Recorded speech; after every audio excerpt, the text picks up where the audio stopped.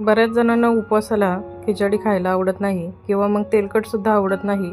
तर अशा पद्धतीने झटपट अशी तुम्ही कमीत कमी तेल वापरून उपवासाची संपूर्ण थाळी बनवू शकता. संपूर्ण थाळीमध्ये रताळ्याचा जास्तीत जास्त वापर करून वेगवेगळ्या रेसिपी यामध्ये मी बनवलेल्या आहेत.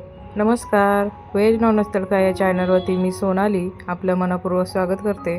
आजच्या व्हिडिओमध्ये मी तुम्हाला महाशिवरात्र स्पेशल कमीत कमी तेलकट अशी संपूर्ण उपवासाची थाळी बनवून दाखवणार आहे. या संपूर्ण थाळीमध्ये मी तुम्हाला उपवासाची चपाती, रताळ्याची भाजी, रताळ्याची खीर तसेच रताळ्याची टिक्की देखील बनवून दाखवणार आहे. चला तर मग लगेचच रेसिपीला सुरुवात करूया. आजच्या व्हिडिओमध्ये आपण रताळ्याचा जास्त वापर करणार आहोत. तर साधारण मी 1 किलो एवढी रताळी घेतलेली आहे. त्यामधील 2 रताळी स्वच्छ पाण्याने धुवून घेतली. त्याला वरून माती लागलेली असते, त्यामुळे ही रताळी स्वच्छ पाण्याने धुवून घ्यायची. त्यानंतर साईडच्या दोन्ही बाजूच्या कडा कट करून घ्यायच्या आणि मधोमध अशा पद्धतीने रताळू कट करून घ्यायचं. जर छोट्या आकाराची असेल तर मधोमध नाही कट केलं तरी देखील चालेल. आता हे कट केलेले रताळे आपल्याला कुकरच्या डब्यामध्ये घालून कुकरला लावून आपल्याला साधारण 3 ते 4 शिट्ट्या घेऊन हे रताळे उकडून घ्यायचे आहेत. यापासून आपण उपवासाची टिक्की आणि खीर बनवणार आहोत. तर त्यानंतर अजून एक रताळू मी स्वच्छ पाण्याने धुवून घेतलं आहे. त्यानंतर त्याची साईडची कट करून घेतलेली आहे. मधोमध थोडंसं वाकडं होतं, त्यामुळे ते मी असं मोडून घेतलेलं आहे. यानंतर आता या रताळ्याची आपल्याला संपूर्ण साल काढून घ्यायची आहे. संपूर्ण साल काढून झाल्यानंतर अशा पद्धतीने रताळू कट करून घ्यायचं आहे. आपण बटाट्याच्या जशा छोट्या छोट्या आकाराच्या फोडी करतो अगदी त्याच पद्धतीने हे रताळू आपल्याला कापून घ्यायचं आहे. रताळ्याची आपल्याला रस्सा भाजी बनवायची आहे चपातीसोबत खाण्याकरता. तर रताळ्याची साल काढल्यानंतर आणि कट केल्यानंतर ते थोडंसं काळं पडतं, त्यामुळे लगेचच कट केलेल्या ह्या फोडी आपल्याला पाण्यामध्ये ठेवायच्या आहे. शिवरात्रीच्या उपवासाला आमच्याकडे भगर म्हणजे वरई खाल्ली जात नाही. तुमच्याकडे खातात का नक्की सांगा. ग्रेव्हीसाठी गॅसवरती पॅनमध्ये सुकं खोबरं 3 चमचे कट करून घेतलं आहे. त्यानंतर त्यामध्येच 4 बेडगी मिरची आणि थोडंसं तेल घालून तांबूस रंगावरती भाजून घ्यायचं. हे थंड झाल्यानंतर मिक्सरच्या भांड्यात घालून जाडसर पाणी न घालता वाटून घ्यायचं. त्यानंतर काजू आणि चिंच भिजत घातली होती, त्यामधील काजू साधारण 12 ते 13 एवढं काजू घेतले होते. ते मिक्सरच्या भांड्यात घालून थोडंसं पाणी घालून एकदम बारीक अशी पेस्ट वाटून घ्यायची. आता याच पॅनमध्ये 1 चमचा शेंगदाणा तेल घातलं, अर्धा चमचा जिरे घातले. जिरे चांगले फुलल्यानंतर कापून घेतलेल्या रताळ्याच्या फोडी घालायच्या आणि रताळ्याच्या फोडी या तेलावरती छान अशा परतून घ्यायच्या. इथे तुम्ही शेंगदाणा तेलाऐवजी तूप देखील वापरू शकता. त्यानंतर बनवलेली काजूची आणि खोबऱ्याची पेस्ट यामध्ये घालून घ्यायची. यानंतर मिक्सरच्या भांड्यामध्ये भिजून घेतलेली चिंच घालायची आणि छान अशी बारीक पेस्ट बनवून घ्यायची. आता ही पेस्ट आपल्याला गाळणीवरती छान अशी गाळून घ्यायची आहे. बनवलेली चिंचेची पेस्ट आपल्याला या रताळ्याच्या फोडींवरती घालून घ्यायची. त्यासोबत आवश्यकतेनुसार पाणी घालायचं आहे.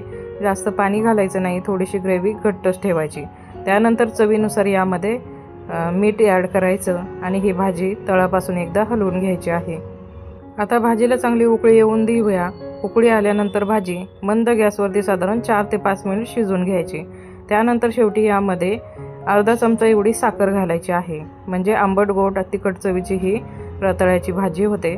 चवीला खूप छान लागते. नक्की बनवून पहा आणि उपवासाच्या चपातीसोबत तर अतिशय छान लागते. आता यामधील रताळू शिजले की नाही हे देखील तुम्हाला मी दाखवते. बघा, अशा पद्धतीने मस्त असे रताळू शिजलेले आहेत. उपवासाची टिक्की आणि उपवासाची चपाती बनवण्याकरता गॅसवरती पॅनमध्ये 2 कप एवढा आपल्याला साबुदाणा भाजून घ्यायचा आहे. साबुदाणा एकदम हलकासा भाजायचा, जास्त भाजायचा नाही. त्यानंतर थंड झाल्यानंतर मिक्सरच्या भांड्यात घालून जेवढा बारीक वाटता येईल तेवढा बारीक वाटून घ्यायचा. यानंतर आता उपवासाची चपाती बनवण्याकरता एक मोठ्या आकाराच्या वाडग्यामध्ये 2 उकडलेले बटाटे किसून घ्यायचे आहे. बटाटे हे मी मध्यम आकाराचे घेतलेले आहेत. त्यानंतर यामध्ये पाव चमचा एवढं जिरं घालायचं आणि बनवलेलं साबुदाण्याचं पीठ घालायचं.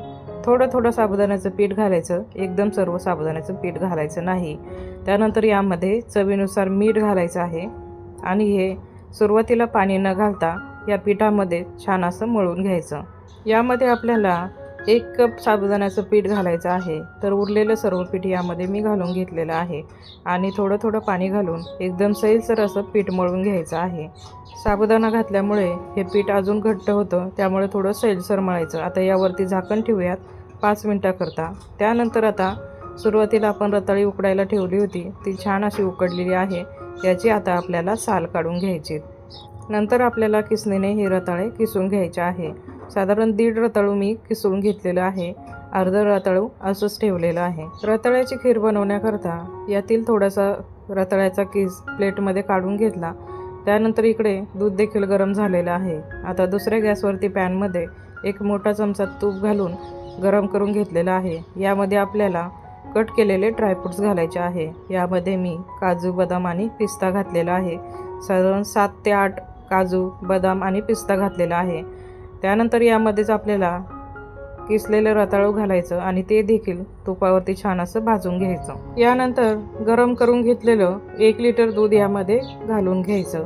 यामध्ये तुम्ही तुमच्या आवडीनुसार ड्रायफ्रूट्स घालू शकता. यामध्ये मनुके खूप छान लागतात किंवा मग खसखस उपवासाला चालत असेल तर ती देखील वापरू शकता. खिरीला चांगली उकळी आल्यानंतर एकदा चमच्याच्या मदतीने हलवून घ्यायचे. त्यानंतर यामध्ये आपल्याला साखर घालायची आहे. तर साखर कमीच घालायची कारण रताळ्यामध्ये देखील गोडवा असतो. पाव वाटी एवढी साखर घालून या खिरीमध्ये विरघळून घ्यायची आहे. तर खीर आता गरम असल्यामुळे थोडीशी पातळ वाटते. थंड झाल्यानंतर ही अजून घट्ट होते. यानंतर टिक्की बनवण्याकरता उरलेल्या रताळ्याच्या किसामध्ये साबुदाण्याचं अर्धी वाटी पीठ घातलेलं आहे. चवीनुसार यामध्ये मीठ घालायचं आणि 1.5 चमचा एवढं चिली फ्लेक्स घालायचं. तर हे चिली फ्लेक्स मी घरीच दळलेलं आहे मिक्सरवरती. त्यानंतर अर्धा चमचा एवढं जिरं घालायचं. आता सुरुवातीला पाणी न घालता या रताळ्याच्या किसामध्येच आपल्याला पीठ मळून घ्यायचं आहे. यानंतर बघा पीठ थोडंसं आपल्याला घट्ट वाटत आहे. थोडंसं आपल्याला सैलसर पीठ मळून घ्यायचं आहे. लागेल तसं थोडं थोडं पाणी घालायचं आणि एकदम असं सैलसर असा पिठाचा गोळा मळून घ्यायचा आहे. आता लहान मोठ्या ज्या आकाराच्या टिक्क्या बनवायच्या तेवढंसं पीठ आपल्या हातामध्ये घ्यायचं आणि अशा पद्धतीने ते गोल गोल बनवून घ्यायचं. लगेचच थोडंसं हे प्रेस करून घ्यायचं. साईडला थोड्या चिरा जातात तर त्या देखील आपल्याला अशा पद्धतीने बंद करून घ्यायच्या आहे. थोड्याशा जास्त जाडही नाही किंवा जास्त पातळही नाही अशा पद्धतीने या टिक्क्या आपल्याला बनवून घ्यायच्या आहे. यामध्ये आपण साबुदाण्याचं पीठ वापरल्यामुळे थोड्याशा साईडने कडा चिरतात परंतु त्या देखील आपल्याला बंद करून घ्यायच्यात. अशा पद्धतीने उरलेल्या सर्व टिक्क्या बनवून घेतल्यात. आता लगेचच याच पॅनमध्ये 2 चमचे एवढं शेंगदाणा तेल घातलेलं आहे. यावरती या टिक्क्या सर्व घालून घ्यायच्या आणि छान अशा दोन्ही बाजूने गोल्डन ब्राऊन रंग येईपर्यंत आपल्याला भाजून घ्यायच्या आहेत. माझ्याकडे हा डोशाचा थोडासा मोठ्या आकाराचा पॅन आहे तर त्यामध्ये सर्व टिक्क्या बसतात. त्यामुळे एका बॅचमध्ये ह्या सर्व टिक्क्या मला परतून घेता येतील. तुमच्याकडे समजा छोट्या आकाराचा पॅन असेल तर 2 बॅचमध्ये या टिक्क्या तुम्ही भाजून घेऊ शकता. तर साधारण एका बाजूने मंद आचेवरती साधारण 3 ते 4 मिनिट या टिक्क्या भाजून घ्यायच्या. त्यानंतर या पलटून घ्यायच्या आणि दुसऱ्या बाजूने देखील 3 ते 4 मिनिट टिक्क्या छान अशा गोल्डन ब्राऊन रंग येईपर्यंत भाजून घ्यायच्या. तर मस्त अशा टिक्क्या तयार झाल्यात. लगेचच प्लेटमध्ये काढून घेऊया. कमीत कमी तेलाचा वापर करून बनवलेल्या या टिक्क्या चवीला खूप छान लागतात. या तुम्ही दह्यासोबत देखील खाऊ शकता. आता इकडे आपलं चपातीचं पीठ देखील छान भिजलेलं आहे. तर 5च मिनिट आपल्याला पीठ भिजवायचं होतं. तर आता साधारण 10 ते 11 मिनिट झालेले आहे. पाहूयात पीठ हे कसं भिजलेलं आहे. तर थोडंसं पीठ हातावरती घेऊन असं मळून पाहायचं. तर थोडंसं हे मला घट्ट वाटतंय. यामध्ये आपण साबुदाण्याचं पीठ वापरल्यामुळे हे जेवढं जास्त भिजल तेवढं जास्त घट्ट होतं. तर काही हरकत नाही. यामध्ये आता थोडं थोडं पाणी घालून पुन्हा एकदा पीठ सैलसर करून घ्यायचं. यानंतर आपण नेहमीची जी चपाती बनवते तेवढं पिठाचा गोळा हातामध्ये घेऊन गोल गोल बनवून थोडासा प्रेस करून घ्यायचा आणि साबुदाण्याच्या पिठामध्ये घोळून घ्यायचा. लगेचच आपल्याला याची पातळ अशी चपाती लाटून घ्यायची आहे. चपातीसाठी जे साबुदाण्याचं पीठ आपण दळून घेतो ते शक्यतोवर चाळून घ्या. त्यामुळे चपातीवरती थोड्याशा अशा जाडसर कण्या दिसतात त्या देखील दिसणार नाही. मी इथे हे पीठ चाळून घेतलेलं नाही. आणि जे साबुदाण्याचं जाडसर पीठ असतं ते तुम्ही टिक्कीमध्ये देखील वापरू शकता. आता मस्त अशी पातळ चपाती लाटून झाली आहे. आता हिच्या मी कडा कापून घेणार नाही. थोड्याशा चिरटतात साबुदाण्याचं पीठ घातल्यामुळे, परंतु अशीच चपाती मी भाजून घेणार आहे. एकदा ह्या चपात्या तुम्ही सकाळी बनवून ठेवल्या तर संध्याकाळपर्यंत एकदम मऊ लुसलुसीत राहतात. एकदम पांढऱ्या शुभ्र अशा तांदळाच्या भाकरीप्रमाणे ह्या चपात्या दिसतात. तुम्ही पाहू शकता. कडेपर्यंत एकदम मस्त अशी टम्म फुलतात. या चपातीला तेल किंवा तूप देखील लावण्याची गरज नाही. आपण तांदळाची भाकर कशी बनवतो अगदी तशीच पांढरी शुभ्र होते. तर भाजलेली ही चपाती प्लेटमध्ये काढून घेऊयात. तर याच पद्धतीने आता अजून एक चपाती मी लाटून घेतली आहे.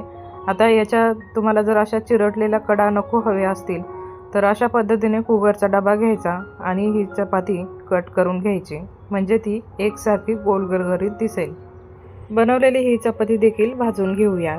तर या चपातीसोबत तुम्ही बटाट्याची भाजी देखील बनवू शकता, ती देखील खूप छान लागते. तर बघा, मस्त अशी कडेपर्यंत टम्म फुललेली आहे. भाजलेली चपाती प्लेटमध्ये काढून घेऊयात. आता सर्व पदार्थ आपले तयार झालेले आहे. लगेचच ताट वाढून घेऊया. तुम्ही नक्की बनवून पहा. एकदम सोपी आहेत रेसिपी आणि एकदम झटपट अशा तयार होतात. तर बघा, खीर आपली थंड झालेली आहे आणि एकदम अशी घट्ट दिसत आहे. चवीला ही खीर देखील खूप मस्त लागते. नक्की तुम्ही बनवून पहा. रेसिपी आवडली असेल तर एक लाईक नक्की करा, खाली कमेंट करा आणि चॅनलवरती नवीन असाल तर चॅनलला सबस्क्राईब नक्कीच करा. उकडलेल्या रताळ्यासोबत हे शेंगदाणा बेसन खूप छान लागतं.